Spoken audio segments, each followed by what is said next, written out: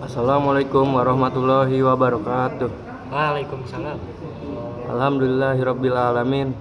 Nah, nah, nahmaduhu wa nasta'inuhu wa nastaghfiruh. Wa na'udzubillahi min syururi anfusina wa min sayyiati a'malina. Man yahdihillahu fala mudhillalah wa man yudlil fala hadiyalah. Asyhadu alla ilaha illallah wa asyhadu anna Muhammadar abduhu wa rasuluh. Segala puji bagi Allah yang telah memberikan kita nikmat iman, Islam, dan kesehatan. Salawat serta salam semoga tercurah kepada Nabi Muhammad SAW, keluarga, sahabat, dan seluruh umatnya hingga akhir zaman. Jamaah yang dirahmati Allah, pada kesempatan ini kita akan membahas keras hati, sebuah penyakit batin yang sangat berbahaya. Hati yang keras membuat seseorang jauh dari Allah, sulit menerima nasihat, dan enggan melakukan kebaikan.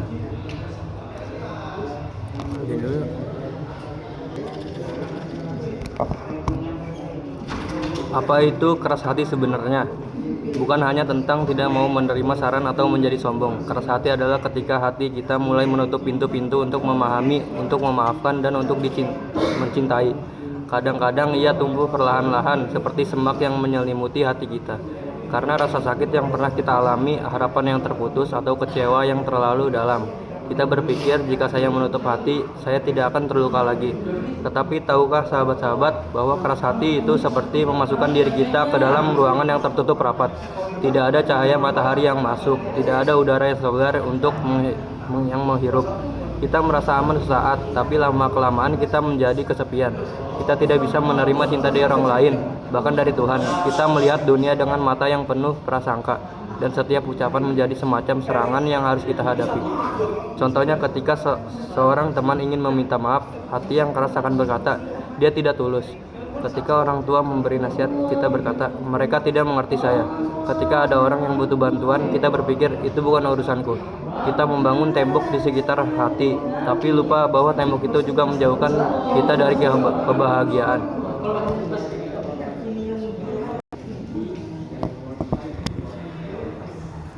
Jadi bagaimana cara membuka kembali hati yang sudah keras? Mulailah dari pemaafan. Tidak selalu mudah, tapi pemaafan bukanlah untuk orang lain, itu untuk kita sendiri. Ketika kita memaafkan, kita melepaskan beban yang membebani hati. Kemudian pelajari untuk mendengar. Dengarkan dengan hati, bukan hanya dengan telinga. Cobalah memahami sudut pandang orang lain, bahkan jika ia tidak setuju. Dan yang terpenting, berikan ruang untuk cinta dan kasih sayang. Mulai dari yang kecil, menyapa tetangga, membantu orang yang kesulitan, atau hanya memberikan senyum. Setiap tindakan baik itu seperti cahaya yang merobek kegelapan dalam hati. Sahabat-sahabat, hati kita diciptakan untuk mencintai dan dipahami. Jangan biarkan rasa sakit dan kecewa membuatnya keras.